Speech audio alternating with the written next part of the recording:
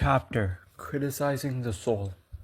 Al-Hasan ibn Hamad al-Kufi al-Dabbi narrated to us and said, Ibrahim ibn Uyayna al-Kufi narrated to us and said, I heard Abu as-Sabah mentioned from Abu Nusayra from a Mawla of Abu Bakr, who said, Abu Bakr as-Siddiq radiallahu anhu said, whoever hates himself for the sake of Allah, i.e. when he disobeys Allah, then Allah will safeguard him from his hatred. Suraj ibn Yunus narrated to me and said, Muhammad ibn Abdurrahman al-Tufawi narrated to us from Ayub, from Abu Qilaba, from Abu Darda, who said, a man will not gain full understanding until he hates the disobedient people for the sake of Allah, and then he returns to his own disobedient soul and hates it even more. My father rahimahullah narrated to me from Ismail ibn Ulayya, from Salih ibn Rustum, who said, Mutarrif ibn Abdullah said, if it had not been for what I knew about myself, I would verily have hated people. Muhammad ibn Qudama narrated to me from Khalaf ibn al-Walid, from a man from Banu Nashal, who said, Mutarrif ibn Abdullah said while he was in Arafah, O Allah, do not reject the invocations of all of the people due to me. Abu Salama Yahya ibn Khalaf al-Jawayanbari narrated to us and said, Mu'tamir ibn Sulaiman narrated to us from his father, who said, Bakr i.e. Abdullah al-Muzani, who said, or a man said, when I looked at the people in Arafah, I thought that they would be forgiven if I had not been among them. Dawood ibn Amr al-Dabbi narrated to us from Muhammad ibn Hassan al-Asadi, from Ja'far ibn Sulaiman, who said, Malik ibn Dinar said, I mentioned the righteous, so uff to me and tough, i.e. how lowly am I compared to them. And Ahmad ibn Asim al-Abadani narrated to me from Sa'id ibn Amir, from Wahib ibn Khalid, who said, Ayub as-Sikhtiyani said, when the righteous people are mentioned, then I am barely separated from, i.e. not among them. Al-Hasan ibn Sabah narrated to me and said, Muhammad ibn Yazid al-Khunais narrated to us and said, I heard Sufyan al-Thawri say, I sat one day narrating while Sa'id ibn Salib at-Ta'ifi was with us. Then Sa'id began crying until I felt sorry for him. So I said, O Sa'id, what has made you cry while you listen to me mentioning the people of righteousness and their deeds? He said, O Sufyan, what will prevent me from crying when the virtues of their righteousness are mentioned and I am not from them? He said, Sufyan said, he is entitled to cry. Abu Bakr Muhammad ibn Khalaf narrated to me and said, Abdullah ibn Muhammad ibn Uqba narrated to us and said, I heard Abdullah ibn Dawood, who said, when Sufyan al-Thawri was about to die, he said to a man, have 2 men enter upon me. So he entered Al-Ashhab and Hamad ibn Salama upon him, and Hamad said to him, O Abu Abdullah, receive the glad tidings, for you have verily become safe from those whom you used to fear, and you are proceeding towards the one whom you long for. He said, Yes, by Allah, I verily hope so. Abu Ibrahim Ismail ibn Ibrahim narrated to me and said, Amir ibn Yasaf narrated to us from Malik ibn Dinar, who said, verily a people from Banu Israel were in a masjid of theirs on one of their days of celebration, when a young man came and stood at the doors of the masjid and said, I am a performer of such and such sins. A person like me should not enter with you. I am a performer of such and such sins. While disgracing himself, so Allah Azza wa Jal revealed to their Prophet that Fulan is a Siddiq, truthful. Sa'id ibn Sulaiman al-Wasiti narrated to us from Muhammad ibn Yazid ibn Khunais, who said, Wuhayb ibn al-Ward said, one day when a woman was in Tawaf, while saying, O my Lord, the pleasures have disappeared and the things that follows have remained. O my Lord, glorified are you, and by your might. You are verily the most merciful among those who show mercy. O my Lord, you have no other punishment than hellfire. So her female companion said to her, O sister, have you entered the house of your Lord today? She said, By Allah, I do not consider these 2 feet. And she pointed towards her feet. deserving of performing tawaf around the house of my Lord. So how should I consider them deserving of entering the house of my Lord, while I verily know upon what they have walked and to where they have walked. And Abu Haythama narrated to us and said, Ibrahim ibn Ishaq narrated to us from Ibn al-Mubarak, from Muslim ibn Sa'id al-Wasiti, who said, Hamad ibn Ja'far ibn Zayd informed me that his father informed him and said, we went out to a battle in Kabul, and in the army was Sila ibn Ashyam. Then when it became dark, the people stopped and prayed, and he also prayed. Then he laid down, so I said to myself, I will verily observe his deeds. He waited for the awareness of the people until I thought that the eyes had rested. Then he jumped up and entered a small forest nearby, and I followed his tracks. Then he performed the ablution and stood in prayer, and a lion came and approached him. He said, I went to hide behind a tree. He said, then it faced him or considered him for a moment until he performed the prostration. So I said to myself, now it will attack him, but nothing happened. Then he sat up and gave the salam. Then he said, oh, you beast of prey, seek provision somewhere else. So I turned away while making a deep sound that I say would make the mountain crack. He said, then he continued to pray as such, and when the morning came, he sat and praised Allah with praises I have never heard similar to, except for what Allah wants. Then he said, O Allah, I verily ask you to protect me from hellfire, and would someone like me dare to ask you for paradise? He said, then he went back and got up in the morning as if he had been sleeping on pillows. While I got up and I felt the effects of the night for such a long time, only Allah knows about. Muhammad ibn Umar ibn Ali al-Muqaddami narrated to me and said, Sa'id ibn Amir narrated to us and said, it has reached me that Yunus ibn Ubayd said, I can verily count 100 characteristics from the good characteristics, while I do not know that I possess even one of them. Ibrahim ibn Abdullah ibn Hatim narrated to me and said, Ismail ibn Ibrahim narrated to us from Yunus ibn Ubayd, who said, we entered upon Muhammad ibn Wasir to visit him. So he said, and how will what the people say benefit me if my hand and foot is grabbed and I'm thrown in hellfire? Ishaq ibn Ibrahim narrated to us from Sa'id ibn Amir from Hazm, who said, Muhammad ibn Wasir said when he was dying, O my brothers, do you know where I will be taken? By Allah, beside whom there is no one worthy of worship, either to hellfire or he pardons me. Ibrahim ibn Abdullah narrated to us from Ismail ibn Uyayna, who said, it has reached me that Muhammad ibn Wasir said, if the sins had a smell, no one would be able to sit with me. Abdullah ibn Isa Tufawi narrated to us and said, Muhammad ibn Abdullah Zarad narrated to us and said, Muhammad ibn Wasir saw one of his sons moving his hand back and forth when walking. So he said, woe to you, come here. Do you know who you are? I bought your mother for 200 dirham, and may Allah not increase the example of your father among the Muslims. Or he said similar to him. Ali ibn al-Ja'd narrated to us and said, I heard Jasr Abu Ja'far say, a man from the people of Basra saw in a dream as if there was a caller from the heavens saying that the best man is Basra is Muhammad ibn Wasir.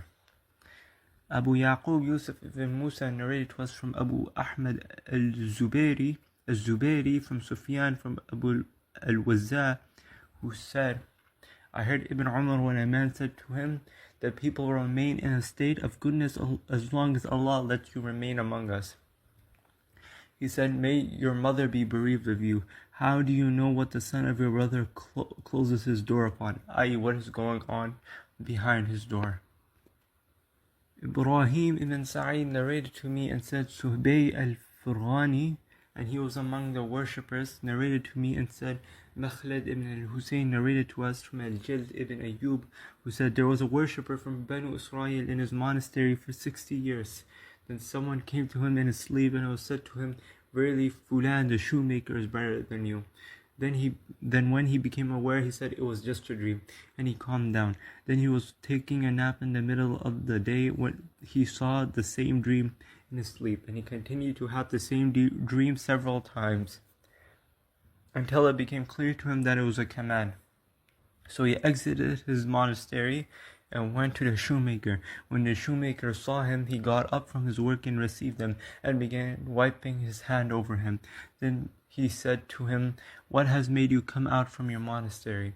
He said, "You have made me come out. Inform me about your deeds." And it was as if he disliked to inform him. Then he said, "Okay, I work during the day and earn something, whatever Allah provides me with.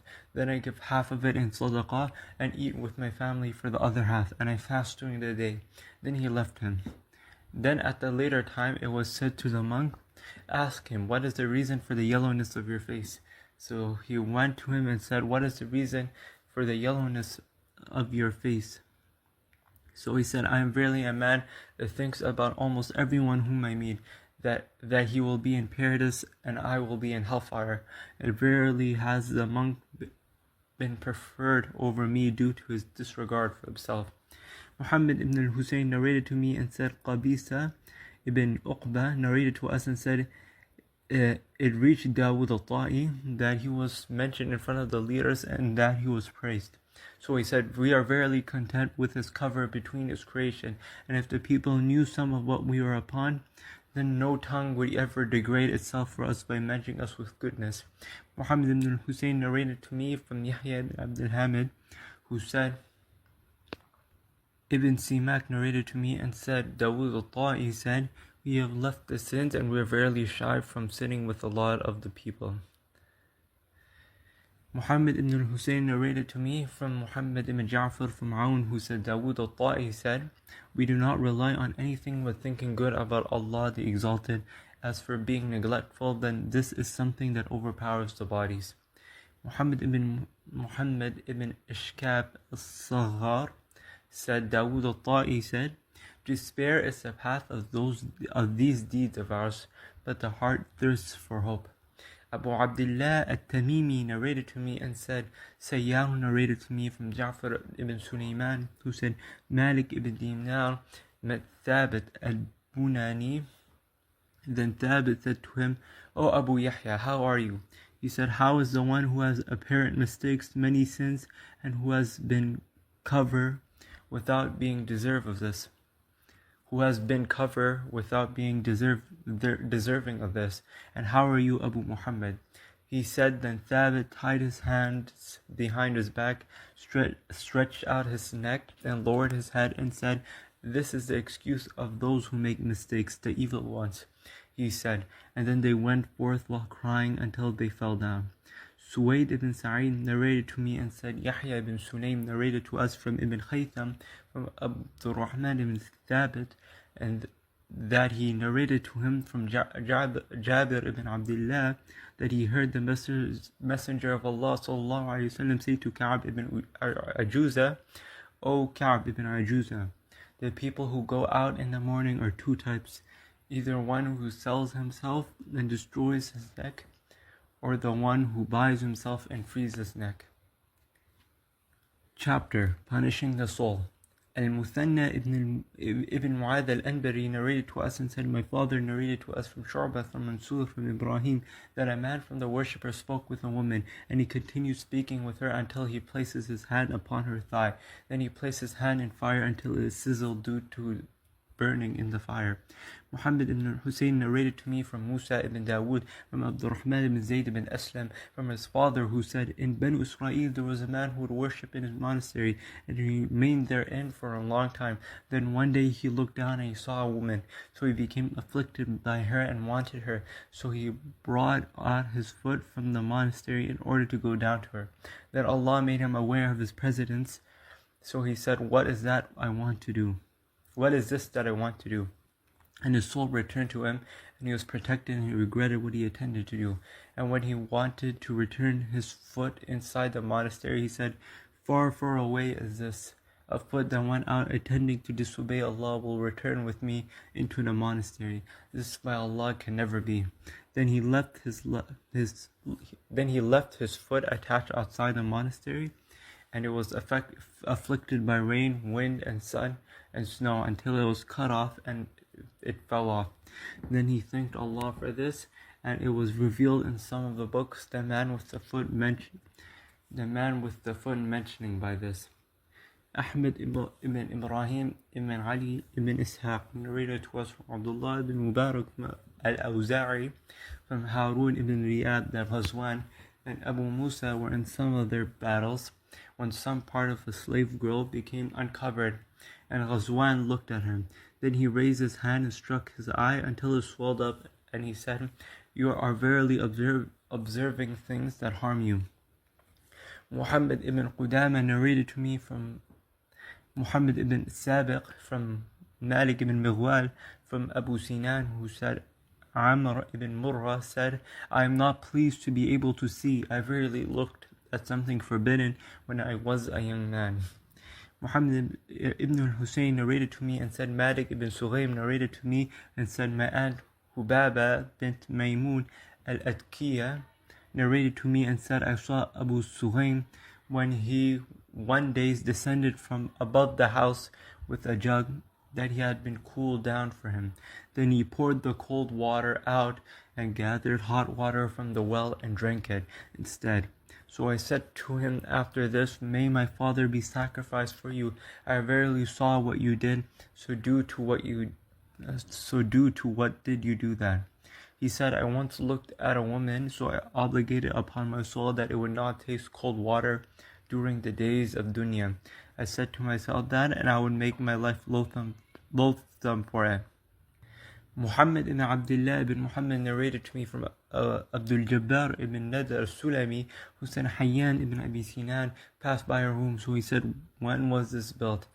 Then he turned to addressing himself and said, are you asking about something that does not concern you? I will verily punish you by fasting a whole year. Then he fasted it. Muhammad informed me and said, Malik ibn Sughaym informed me and said, Rabah al-Qaysi came after Asr to ask for my father. So we said, he is verily sleeping. So he said, sleeping at this time? Is this time for sleeping? Then he turned and walked away. So we sent a messenger after him and said, say to him, should we not wake him up for you? He said, but the messenger was slow and the time for the sunset came. We said to the messenger, you were very, very slow. Did you say it to him? He said, he was too busy to understand anything what I said. I found him entering the graves while he was blaming himself, saying, did you say sleeping at this time? Was this appropriate for you to say?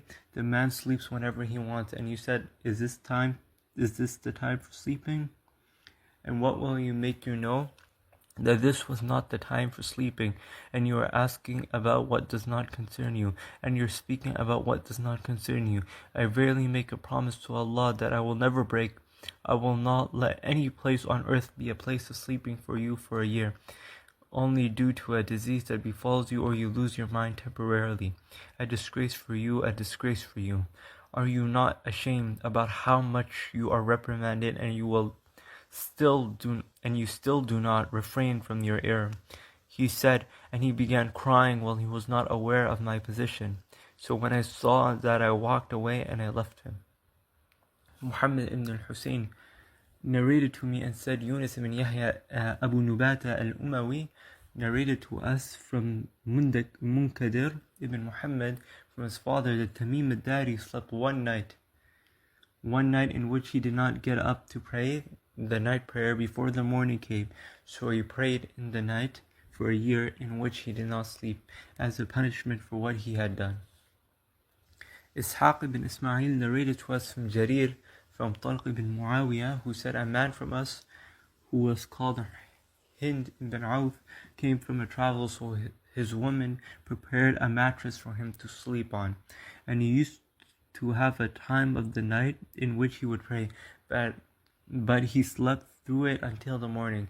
So he swore that he would never sleep upon a mattress again. Abdurrahman ibn Salih narrated to me and said, Al-Muharibi narrated to us from Layth, from Talha, who said, one day a man went out and took off his clothes and rolled on the hot ground while saying to himself, taste this, the fire of hellfire is hotter, a dead body during the night and inactivity during the day. He said, then when he was in that state, he saw the Prophet ﷺ under the shadow of a tree. So he said, my soul has overpowered me. So the Prophet ﷺ said to him, was there not any alternative to what you did? Verily the doors of heaven was opened for you, and Allah verily boasted about you to the angels. Then he said to his companions, take provisions from your brother. So the men started saying to him, O Fulan, invoke Allah for me. Then the Messenger of Allah ﷺ said, include them all in your invocation. So he said, O Allah, make taqwa their provision and unite their affair upon guidance. Then the Prophet ﷺ started saying, O Allah, make him firm. So he said, O Allah, make paradise their final return. Salama ibn Shabib narrated to me and said, Sahal ibn Asim narrated to us from the Abu Yazid al-Raqi, who said, Hudhayfa ibn Qatada said, it was said to a man, what do you do with your desires? He said, there is no soul that is more hated to me than it, i.e. his own soul. So how would I give it what it desires? I heard Abu Ja'far al-Kindi say at the funeral of Bishr al-Harith ibn al-Sammak entered upon Dawood al-Ta'i when he was dying, and he was in a house upon dirt.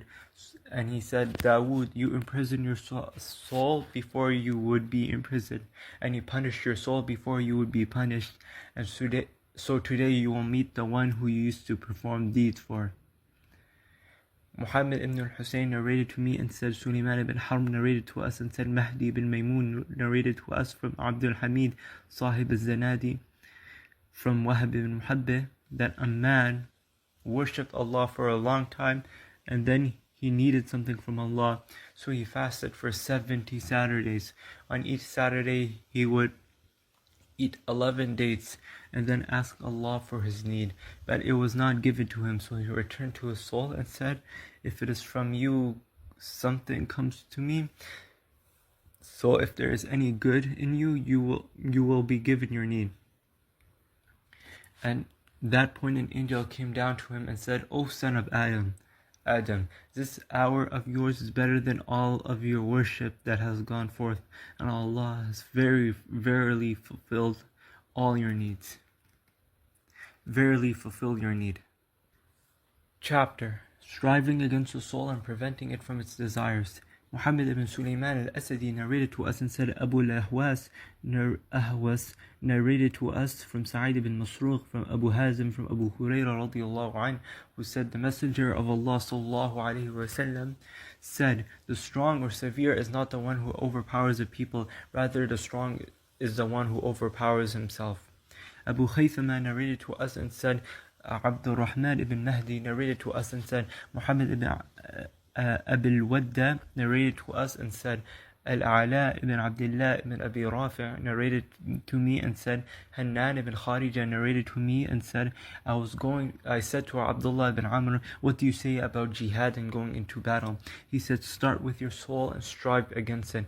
Start with your soul and battle against it. For verily, if you are killed while fleeing, then Allah will resurrect you as the one who flees. And if you are killed while showing off, then Allah will resurrect you as the one who shows off. And if you are killed while being patient and expecting rewards for your deeds, then Allah will resurrect you as the one who is patient and expects the reward for his deeds. Salih bin Malik narrated to us and said, Abu Ubaidah al-Naji narrated to us and said, I heard Al-Hasan say, argue with these hearts, for they are verily fast in sinning, and strike these souls, for they are verily transgressing, and they long for evil goals.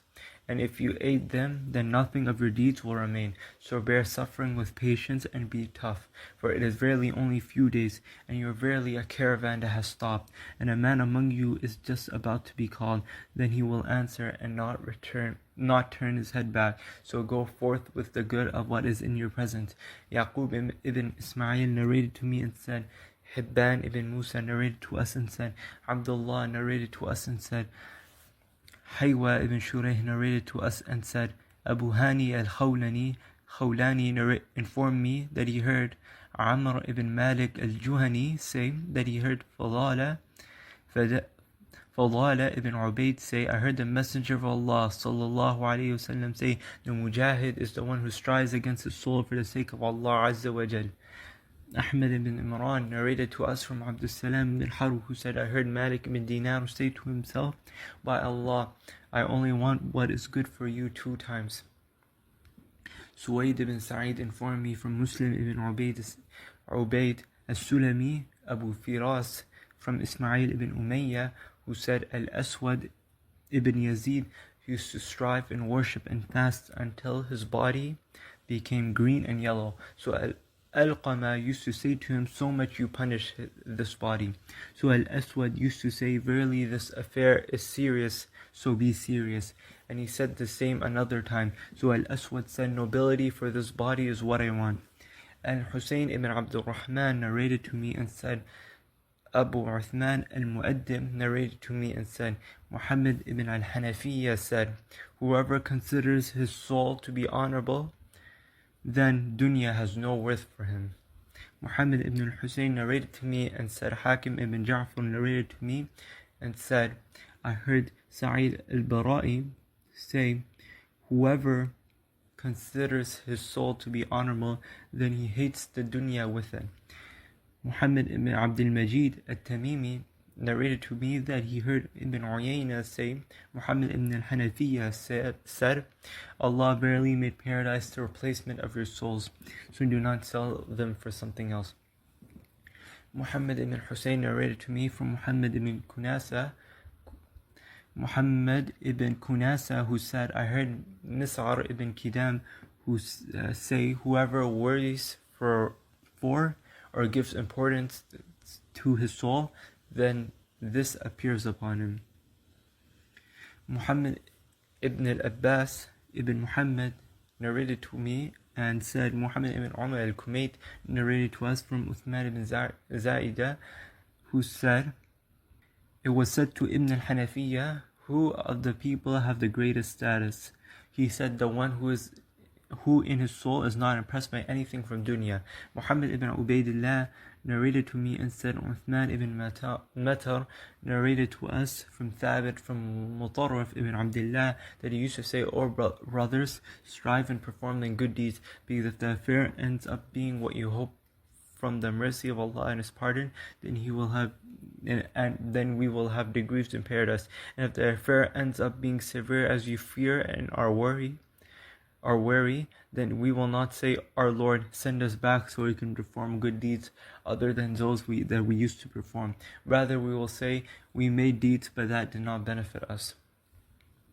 Muhammad ibn Abdul Majid al-Tamimi narrated to us and said, I heard Sufyan ibn Uyayna say, Ziyad Mawla ibn Ayyash said to Muhammad ibn al-Munkadir and Safwan ibn Sulaym, seriousness, and carefulness.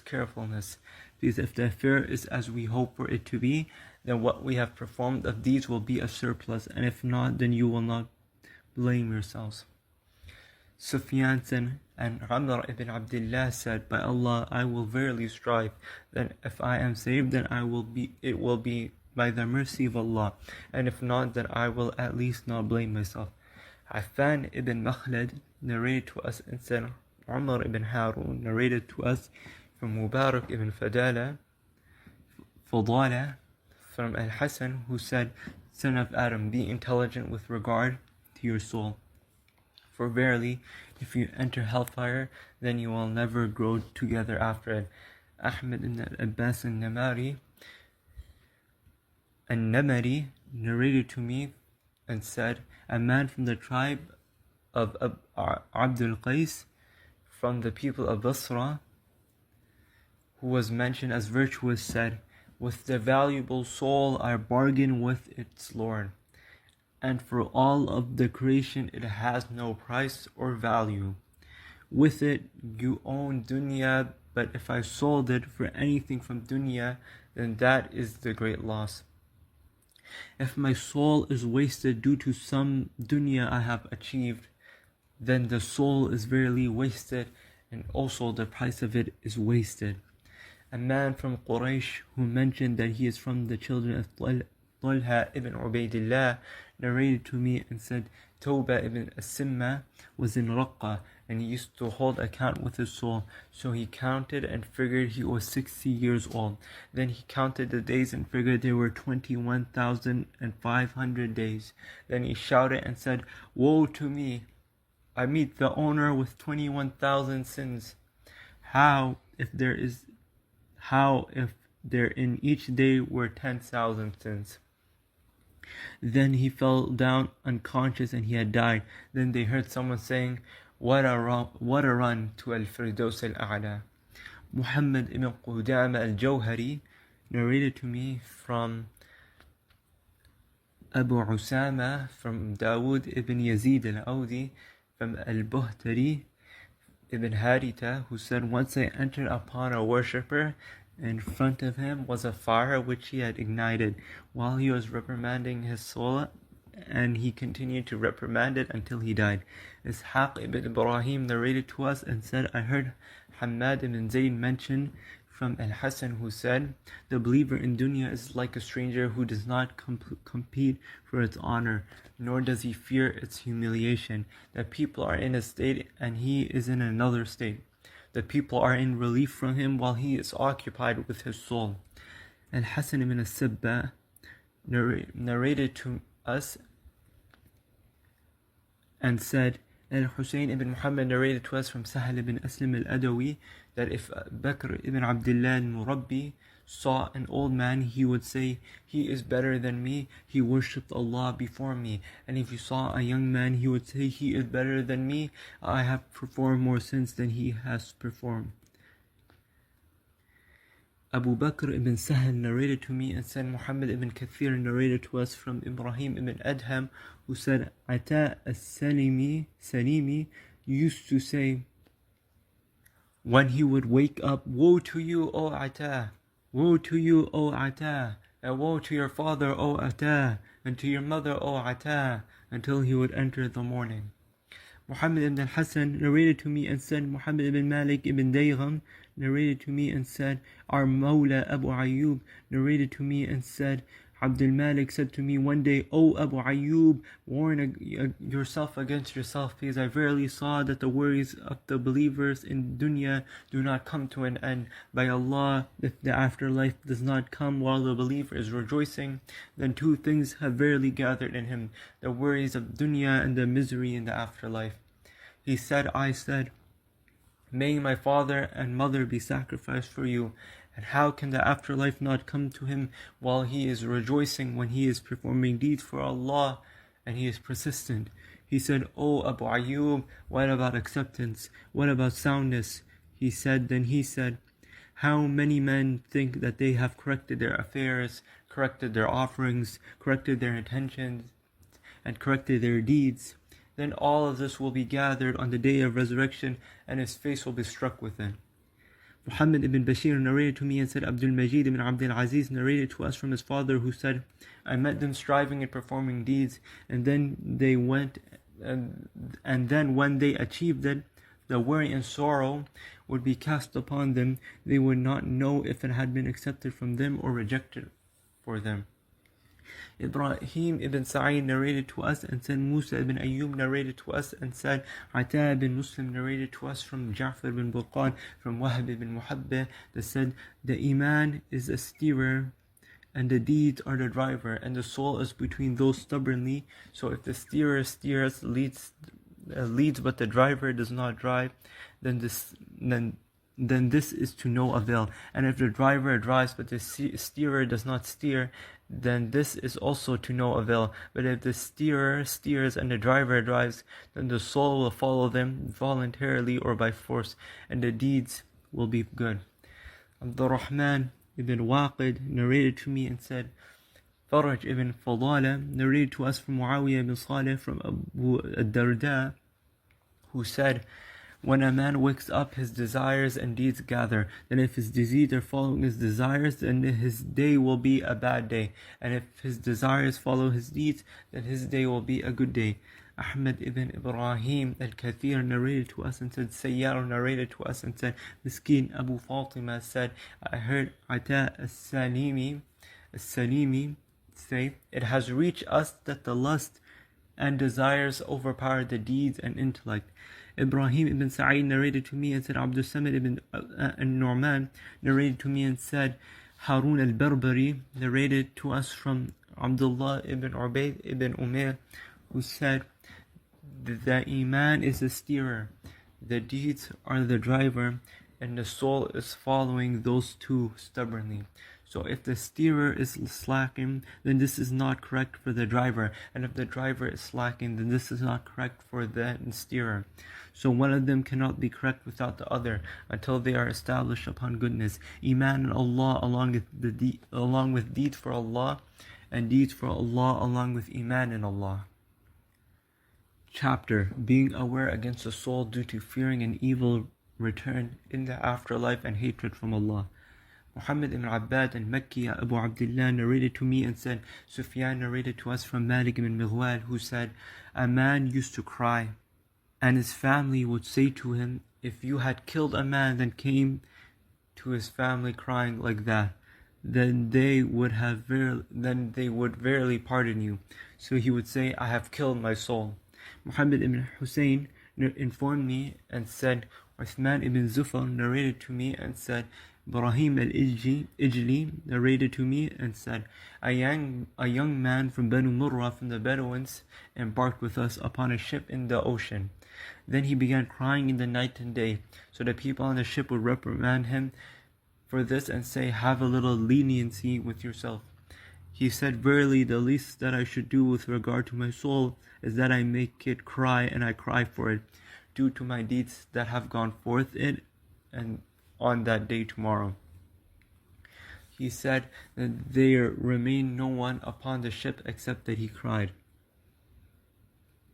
It was narrated to me from Musa ibn Abdul Aziz al-Adani, who said, Al-Hakam ibn Aban narrated to me and said, I saw Abdurrahman ibn Zamarda al-Azraq, and he was a worshipper, say, doom and woe to me for frequenting my crime.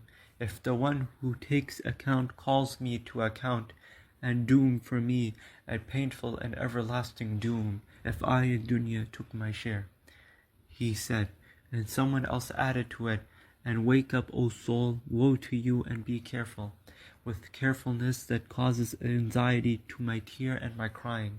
Muhammad ibn al-Husayn narrated to me and said, Zayd ibn al-Khabbab narrated to us and said, Za'idah ibn Qudama narrated to us and said, when I used to see Mansur ibn Mu'tamar, I would say to myself about him, a man who has been befallen by a catastrophe. And his mother verily said to him, what is this that you are doing to yourself? You cry in the nights of the whole year, and you are almost never quiet. Perhaps, my son, you have struck someone and killed him. So he would say, O mother, I know best what my soul has performed. Muhammad ibn al-Husayn narrated to me and said, Abu Umar al-Darir narrated to me and said, Al-Harith ibn Sa'id narrated to me and said, one day Rabah al-Qaysi took hold of my hand and said, come on, O Abu Muhammad, you will come to a place where you will cry due to the passing of the hours of your life while we are there. He said, so I went out with him to the graveyard. Then when he looked at the graves, he shouted and passed out. So I sat by Allah at his head crying. Then he woke up and said, what has made you cry? I said, due to what I have seen from you. He said, cry for yourself. Then he said, oh the soul. Then he passed out. Muhammad ibn al-Husayn narrated to me and said, Yahya ibn Rashid narrated to me and said, Muhammad ibn al-Hasan ibn Abdi Rabbihi al-Qaysi narrated to me And he was a relative to Rabah, and said, I used to enter upon him in the masjid while he was crying, and I would enter upon him in his house while he was crying. And I would come to him in the mountains while he was crying. So I said to him one day, it is as if you have spent your whole life in sin. He said, so he cried and said, if it is befitting for the people of catastrophes and sins to be as such. Yusuf ibn Musa narrated to me, and said Abdullah ibn Wahab narrated to us from Khalid ibn Wardan, from Muhammad ibn Kathir, that he used to say, O Allah, you have verily asked us from ourselves what we do not possess, so give us from yourselves what makes you pleased with us, until you become pleased yourself with our souls. Verily you are capable of everything. Bishr ibn Mu'adh al-Abdi narrated to us from Muhammad ibn Ubayd al-Qurashi, from Hamad ibn al-Naqd, from Muhammad ibn al-Munkadir, from Ata, who said, I entered upon Fatima bint Abd al-Malik after the death of Umar ibn Abd al-Aziz, and said to her, O daughter of Abd al-Malik, inform me about Amir al-Mu'mineen. She said, I will do so, but if he had been alive, I would not have done it. Really, Umar ibn Abd al-Aziz freed himself and his body for the people. He used to sit with them during his day, and if he entered the evening, and he still had some needs left from his day, then he would extend his day until he would enter the evening while having finished the needs of his day. Then he would call for his lamp, which would be lit for him at his own expense. Then he would get up and pray 2 units of prayer. After that he would squat down while placing his head in his hands, and his tears would run down his cheek while he was crying loudly. So I would say to myself, his soul has exited his body, and his heart has been split apart. And he would continue like that throughout his night until the morning would emerge upon him. Then he would enter the morning while fasting. She said, so I approached him and said, O Amirul Mu'mineen, what was that which occurred from you before last night? He said, yes, believe me and my affairs and stick to your own affairs. She said, so I said to him, I really want to learn a lesson or be admonished. He said, then I will inform you. I verily looked at myself, and I saw that I had been put in charge of this ummah, the young and old among them, and the black and red among them. Then I remembered the stranger, the lost, the poor, the needy, the prisoner, the missing and their likes in the faraway cities and the corners of the earth. Then I knew that Allah will ask me about them, and then Muhammad sallallahu alaihi wasallam will be the one bringing arguments against me regarding them. So I feared that I would have no excuse in front of Allah, and that I would have no argument for the Messenger of Allah sallallahu alaihi wasallam. So I feared for myself or my soul with a fear that brought tears to my eye and put fright in my heart. And every time I increase in remembering this, I increase in fear regarding it. And I have verily informed you, so now either learn the lesson or leave mentioning this again. Salama ibn Shabib narrated to me from Ibrahim ibn al-Ashhab, who heard Fudayl ibn Iyad say about his Azza wa Jalla words, وَلَا تَقْتُلُوا أَنفُسَكُمْ, and do not kill yourselves. He said, and do not be heedless or inattentive with regards to your souls. Then he said, whoever is heedless regarding his soul, he has verily killed it. Muhammad ibn Abd al-Majid al-Tamimi narrated to me from Sufyan ibn Uyayna, who said, a man from the Salaf will meet a brother from his brothers and then say, O you, fear Allah. And if you are capable of not harming those whom you love, then refrain from doing so. So one day a man said to him, and does a person harm the one he loves? He said, yes, your soul is the most beloved of all souls to you. So if you disobey Allah, then you would have verily harmed your soul. Abu Ja'far al-Mu'addib narrated to me and said, Muhammad ibn Bakr al-Sa'di narrated to us from Al-Haytham ibn Jammaz, from Yahya ibn Abi Kathir, who said, it used to be said, the slaves do not honor their souls with anything like the obedience of Allah, and the slaves do not humiliate their souls with anything like the disobedience of Allah Azza wa Jal. Muhammad ibn Imran ibn Muhammad ibn Abdul Rahman ibn Abi Layla narrated to me and said, Abdullah ibn Qusaym al-Ja'fari narrated to me from Mujalid, from al-Sha'bi, who said, Umar ibn al-Khattab heard a woman saying, the soul has invited me after Umar has left towards the pleasures that come into sight. So I said to it, you are hastening, so you will not be obeyed, even if his stay will last for 4 months or years.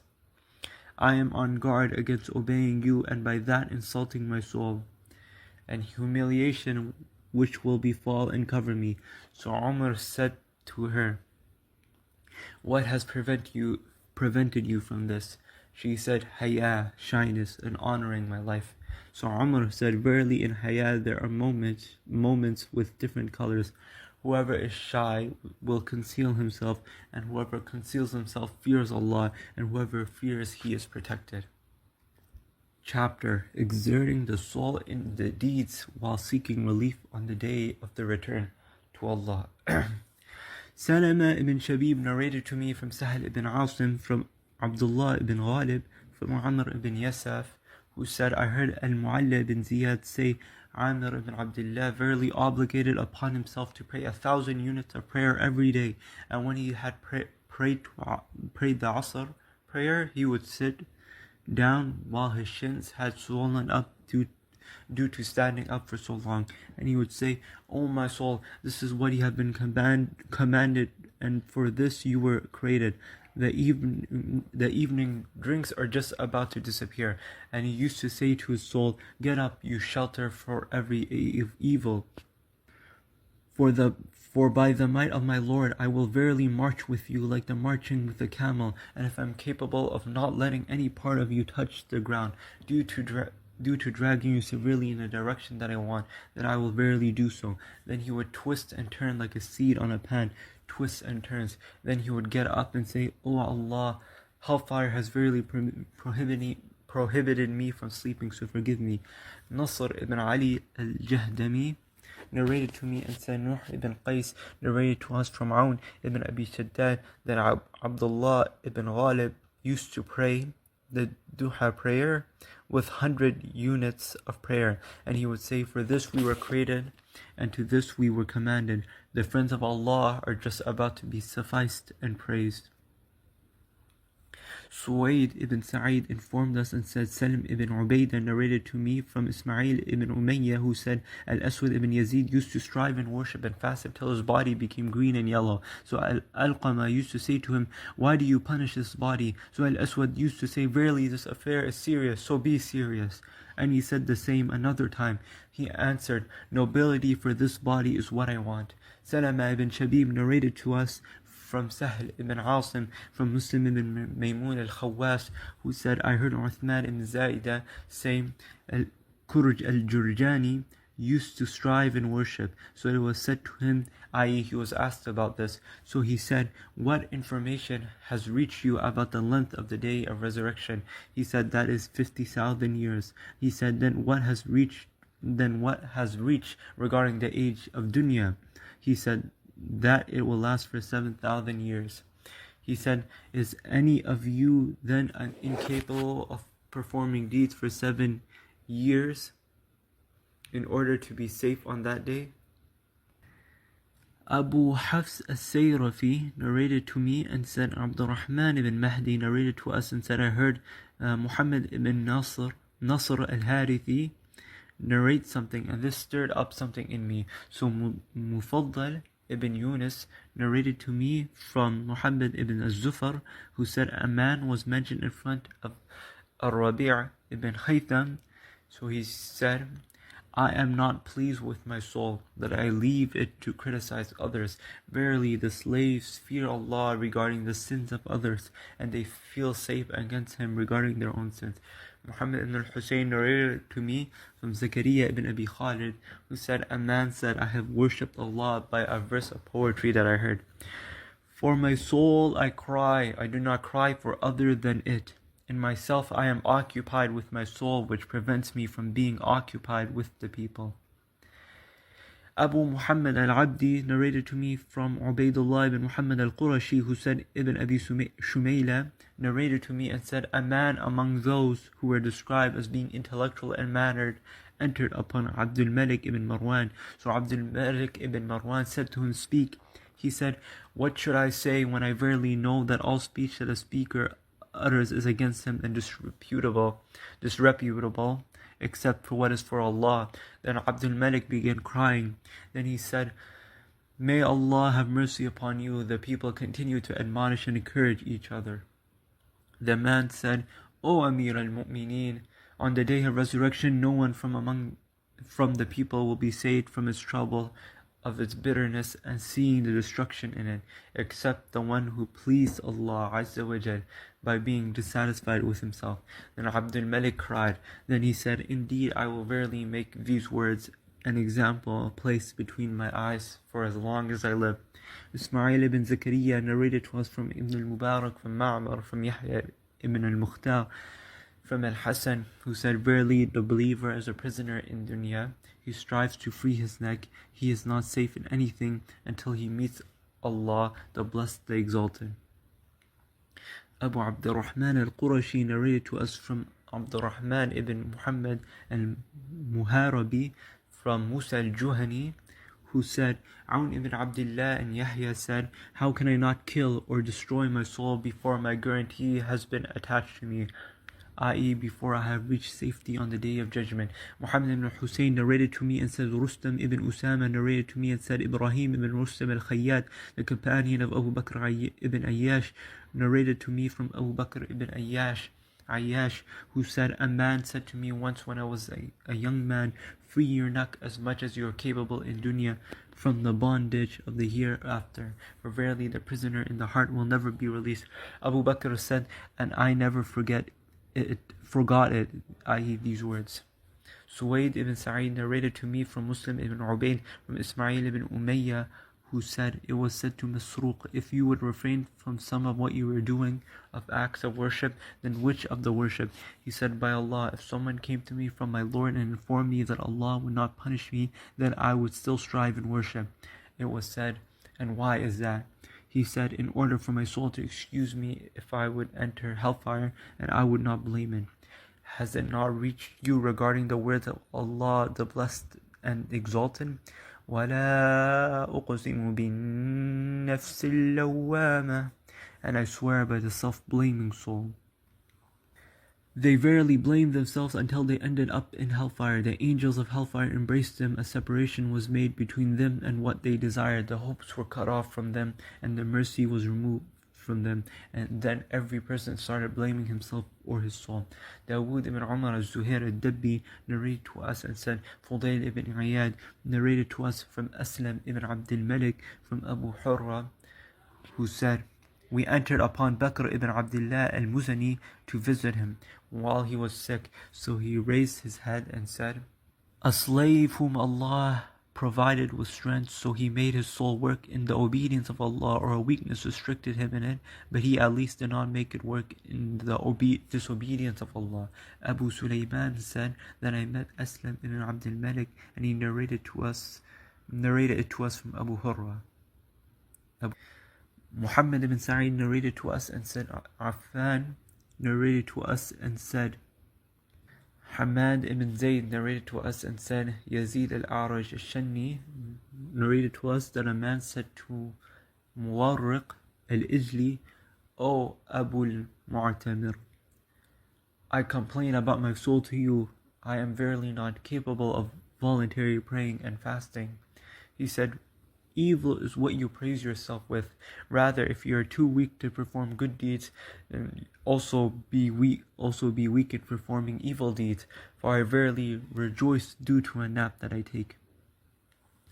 Ahmad ibn Muhammad ibn Abdullah al-Qasim al-Makki narrated to me and said, Mu'ammal ibn Ismail narrated to us and said, Umara ibn Za'adan narrated to us that Malik ibn Dinar said when death approached him, if it had not been for that I hate to do something that no one before me has done, then I verily had advised my family to lock me in chains and gather my hands by my neck and then take off with me in that state, so I could be buried just as how a runaway slave is treated.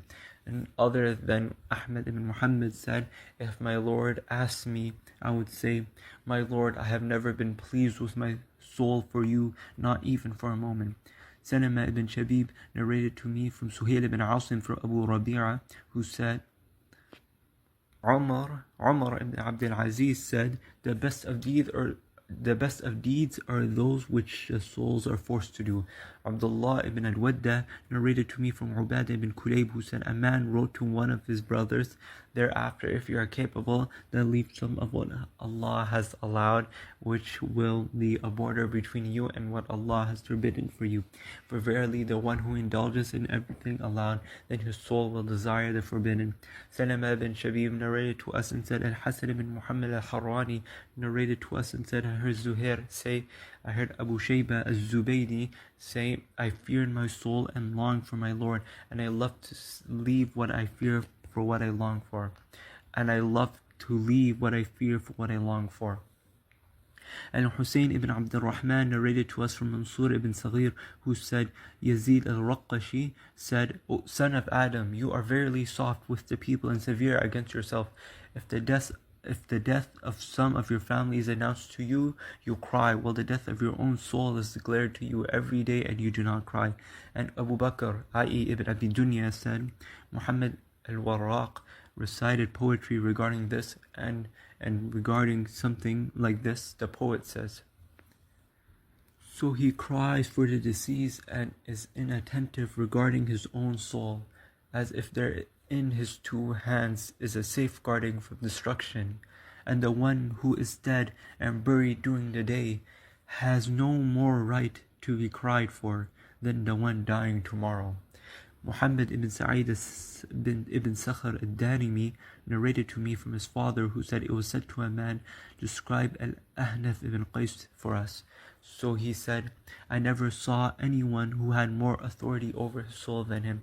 Ahmad ibn Imran ibn Abdul Malik narrated to us and said, Al-Walid ibn Uqba narrated to us and said, 60 loaves of bread used to be baked for Dawood al-Ta'i, which he would hang on a string and then every night break his fast with 2 loaves of bread with water and salt. Then one night he took his food and began staring at it. He, i.e. the narrator, said, and a black slave girl of his was looking at him. So he got up and brought some dates upon a plate.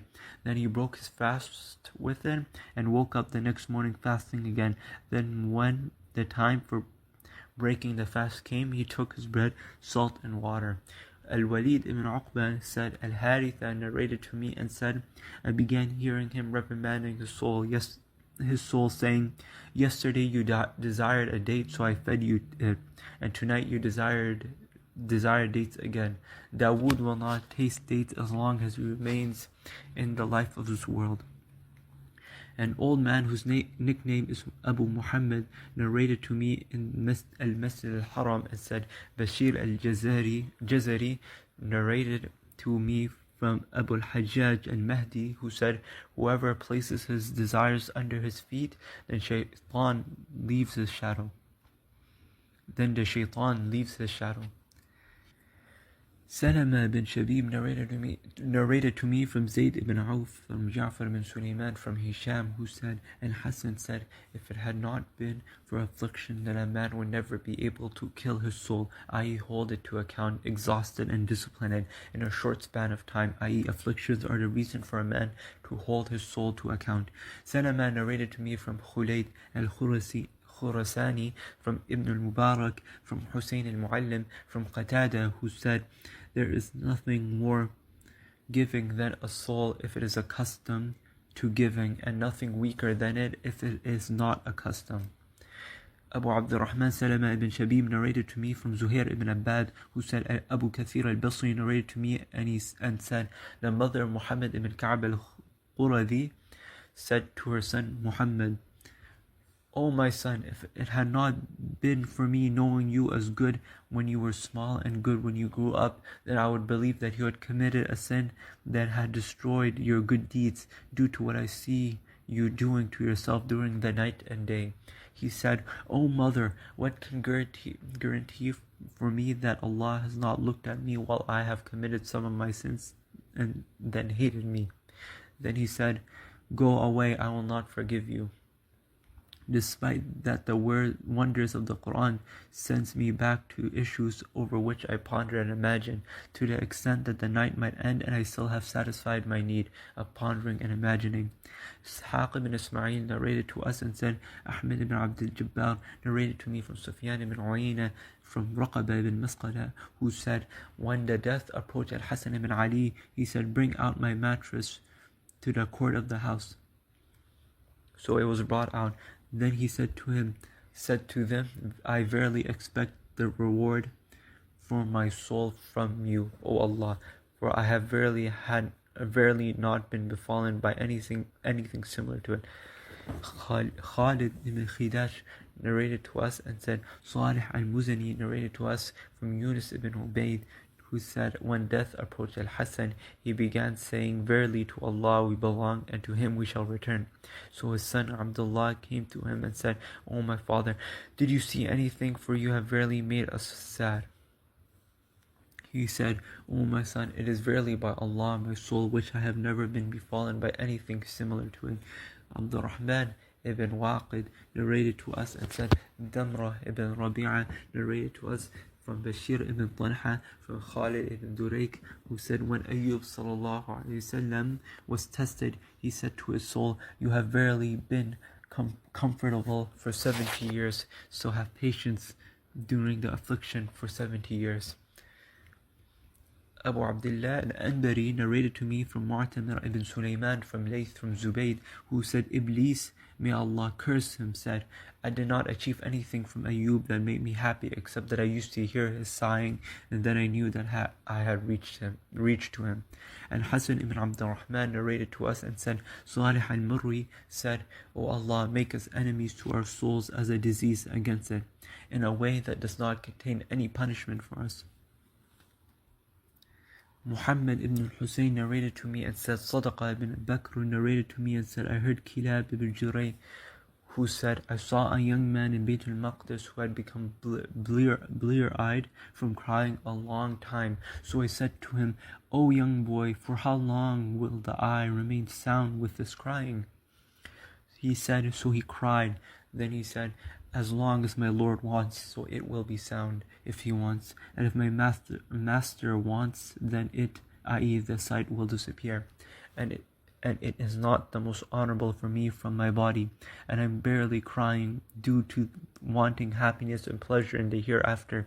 But if it is the other, then it is verily by Allah unhappiness forever, eternal sorrow, and that which I used to fear and beware against for my soul. And I verily accept the reward from Allah for my neglectfulness towards my soul and my reduction of my share of dunya.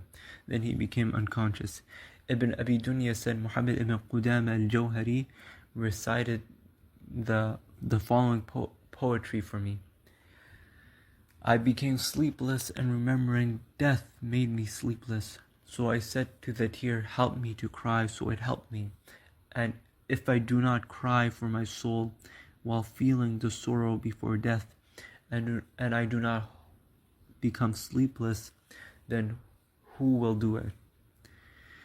O you who will die and his coming death does not cause him sorrow, the one who will die is the one who is supposed to feel sorrow.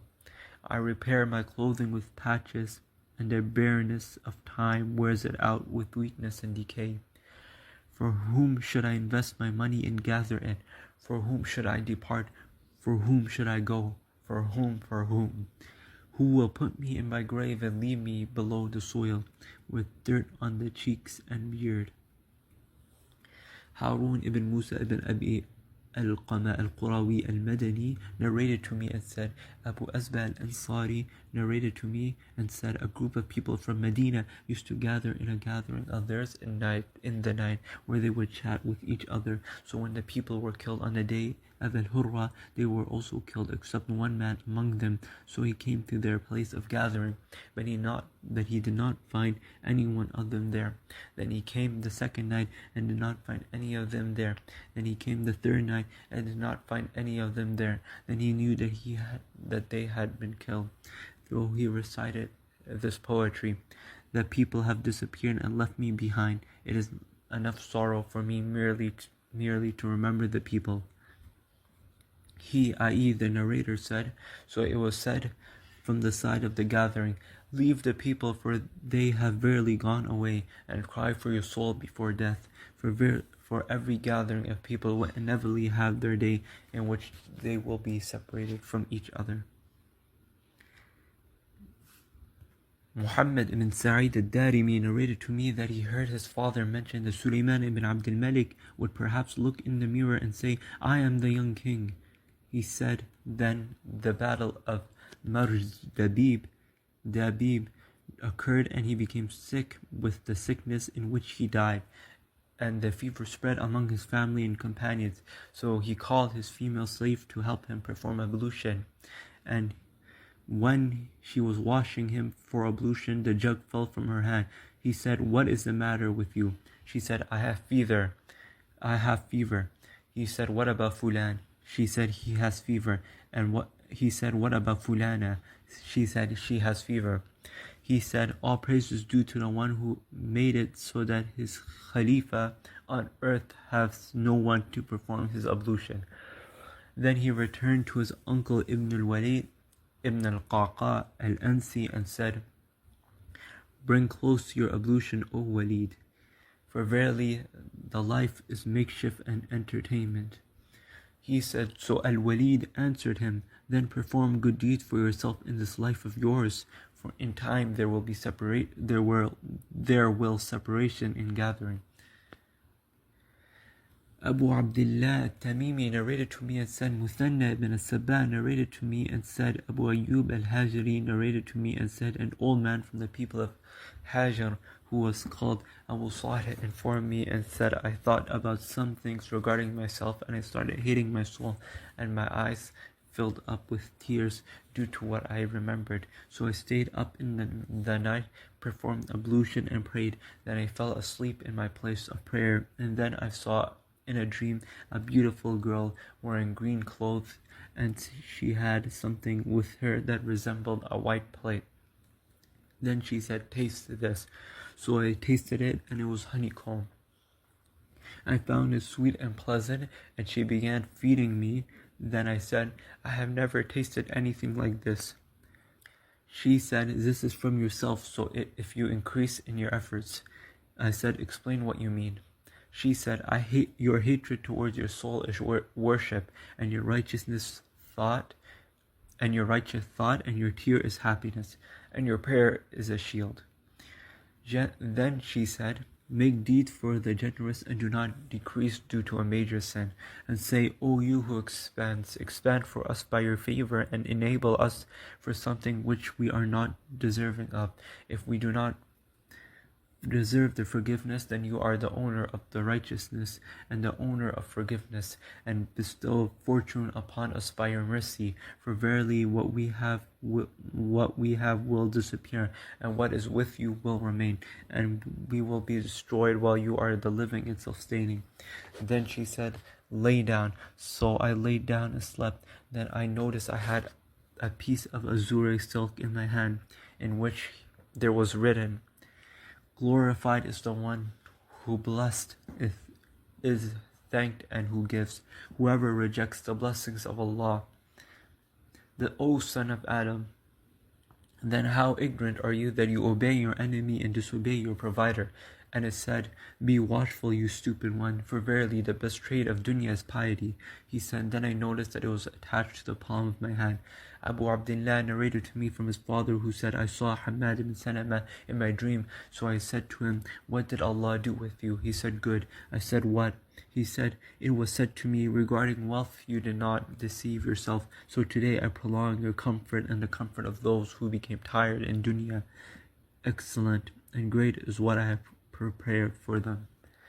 Surayj ibn Yunus narrated to me and said, Ismail ibn Ibrahim narrated to us from Yunus from Al-Hasan, who said, Abu as-Sahba Sila ibn Ashyam said, "I searched the halal aloud from the dunya, and I would not achieve nothing but my sustenance. As for me, I could not sleep, I could not help anyone with it, and as for it, it would not exceed my basic needs. When I saw that, I said, "O my soul, your provision has been decided to be the minimum necessary to live, so enjoy what has been decided for you without any tiredness and complaining." Azhar ibn Marwan al-Raqashi narrated to me and said, Ibn Sulaiman narrated to us from Al-Mu'alla ibn Ziyad, who said, Safwan ibn Muhriz said, "I rarely see the place of martyrdom if my soul will follow me." Muhammad ibn Hussein narrated to me and said, Ahmad ibn Sahal al-Urduni informed me and said, a group of reciters entered upon Zanjula al-Abida and spoke with her about being more lenient with herself. So she said, "What will benefit me to be lenient with it? It, i.e. this life, is merely some hastening days. So whoever misses out on something today, then he will not find it tomorrow. By Allah, my brothers, I will verily pray to Allah Azza wa Jal. As long as my limbs will carry me, I will fast for him during the days of my life, and I will cry for him as long as my eyes carry water." Then she said, "Who of you commands your slave to do something and then loves for him to be deficient in it?" Muhammad ibn Hussein narrated to me and said, Sajaq ibn Mandur al-Anbari narrated to me and said, Sarwar Abu Ubaidah narrated to me and said, the woman of Ata al-Salimi said to me, "Reprimand Ata regarding crying too much." Then I reprimanded him, so he said to me, "How do you reprimand me regarding something which is not up to me? When I remember the people of hellfire and what will occur to them of the punishment of Allah Azza wa Jal and His retribution, I imagine myself being there. Then how can a soul whose hands is chained to its neck and is being dragged in hellfire not scream and cry? How can a soul being punished not cry? Woe to you, O Sarrar! How little will the crying avail its, i.e. hellfire, people if Allah Azza wa Jal does not show them mercy." Salama ibn Shabib narrated to us and said, Ahmad ibn Abi al-Hawari narrated to us and said, I heard Abu Sulaiman al-Darani who said, "I described the bridge among the bridges of hellfire for my sister, so she stood up for an entire night and day while screaming a long scream without stopping. Then she would stop. Then every time I would mention it to her again after this, she would scream one long scream and then stop." I, the narrator, said, "Due to what would she scream?" He said, "She imagined herself upon the bridge while falling of it." Salama ibn Shabib narrated to me and said, Zahal ibn Asim narrated to us from Ali ibn Ghannam ibn Ali, who said, Umar Abu Hafs al-Jazari narrated to me and said, Abu al-Abiyad, and he was a worshipper, wrote to some of his brothers, "Thereafter you will verily only be held accountable for one soul in dunya. So if you rectify it, then the corruption of those who become corrupted due to its rectification will not harm you. But if you make it corrupt, then the goodness of those who become good due to its corruption will not benefit you. And know that you will not be safe from dunya before you don't care about its food, whether it is red or black." Salama ibn Shabib narrated to me from Ja'far ibn Harun from Al-Fadl ibn Yunus, who said, a man said to Umar ibn Abdul Aziz, O Amir al-Mu'mineen, how did you wake up this morning? He said, I woke up slow with a big stomach and dirty from sins, while I am holding all kinds of things from Allah. I heard Muhammad ibn Hussein mentioned from some of his narrators that Sufyan al-Thawri was sleeping, and then a caller called out to him, O Abu Abdullah, inform the people, verily the souls are hostages to what they have earned. So make good deeds, for verily their ransom is persistence. Abu Abdurrahman al-Azzi narrated to me and said, Muhammad ibn Abdullah narrated to us and said, Ali ibn al-Hasan ibn Shaqiq narrated to us from Abdullah ibn Mubarak that al-Hasan came to Mecca, but he did not lay on his side, nor did he make tawaf. Then when it became morning, he was asked about this. He said, I found some weakness in my soul, so I disliked to accustom it to laying down.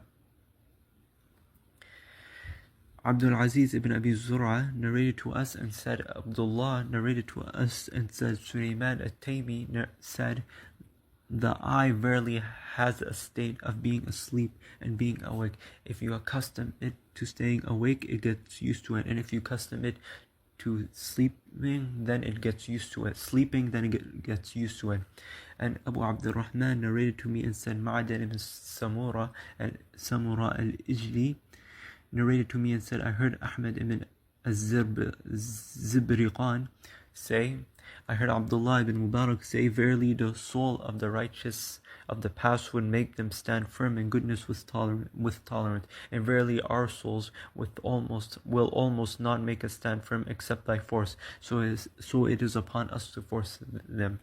Harun ibn Sayyar narrated to me and said, Ja'far narrated to us and said, Malik ibn Dinar narrated to us and said, an old man who met the first generation narrated to me that the Prophet ﷺ used to admonish his companions, saying, have you considered that a soul whose owner has let it live a life of comfort and take it as his friend, it will criticize him tomorrow in front of Allah, but if opposes it, exhausts it, and makes it tired in worship and zuhud, then it will praise him tomorrow in front of Allah. Be aware of your souls which are inside of you. Harun ibn Ma'ruf narrated to us and said, Sayyar narrated to us and said, Rabah, Abdullah and Ma'mar narrated to us and said, I heard Sumayd ibn Ajlan say, by Allah, I verily do not consider your bodies to be anything but your riding animals, so make them go forth in the obedience of Allah. May Allah bless you. Muhammad ibn Umar al-Muqaddami narrated to me and said, Nahshal ibn Qais al-Anbari narrated to us and said, I heard Sakhr ibn Abi Sakhr who said, Amir ibn Abdullah said, I am from the people of paradise. Am I from the people of paradise? Will a person like me even enter paradise? Ali ibn Muhammad narrated to us and said, Abdullah ibn Salih Abu Salih narrated to us and said, Yaqub ibn Abdurrahman al-Qari narrated to me and said, Muhammad ibn al-Munkadir said, I have verily left Ziyad ibn Abi Ziyad, the Mawla ibn Ayyash, behind in the masjid while he was disputing with his soul, saying, sit down, where do you want to go? Where are you going? Are you going out to something which is better than this masjid? Look what is in it. Would you rather see the house of Fulan, the house of Fulan, and the house of Fulan? He said, and he used to say to his soul, O soul, there is no other food for you than this bread and oil. There is no other clothes for you other than these two garments. And there are no other women for you than this old lady. Would you like to die? So it, i.e. his soul, said, I will have patience with this life. And Abu Abdullah at-Taymi, Muhammad ibn Khalaf, narrated to me and said, my father narrated to me and said, Sahal ibn Ghalid narrated to me and said, I was walking with Amr ibn as-Sabah to Bakr al-Abbad, and he was in the house alone. Then he heard him speaking. When we met him, Amr said to him, who were you speaking with? He said, with a soul that disputed with me regarding the food. There was a bowl in which there were some morsels of food that had become wet, and it asked for me for some salt. So I said to it, there is no other salt than the salt of the grain dough. So either you want this, or else I do not have anything else. He, i.e. the narrator, said, after that he remained 3 days without eating anything. Abu al-Hasan al-Basri narrated to me and said, Al-Haytham ibn Jamil narrated to us and said, Al-Mubarak narrated to us from Al-Hasan, who said, the people with the easiest account on the day of resurrection are those who hold their souls to account in dunya, so they stop at their intentions and their deeds. And if that which they intend to do or say is for them, then go ahead with it. And if it is against them, then they refrain. He said, and verily the affair becomes heavy on the day of resurrection for those who take a risk in the affairs of dunya. They indulge in it without any account. Then they find that Allah Azza wa Jal has accounted for them everything equal to the weight of atoms. And he recited, ما لهذا الكتاب لا يغادر صغيرة ولا كبيرة إلا أحصاها. What is with this book? What is with this book? It has not left out anything small nor big except that it has accounted for it.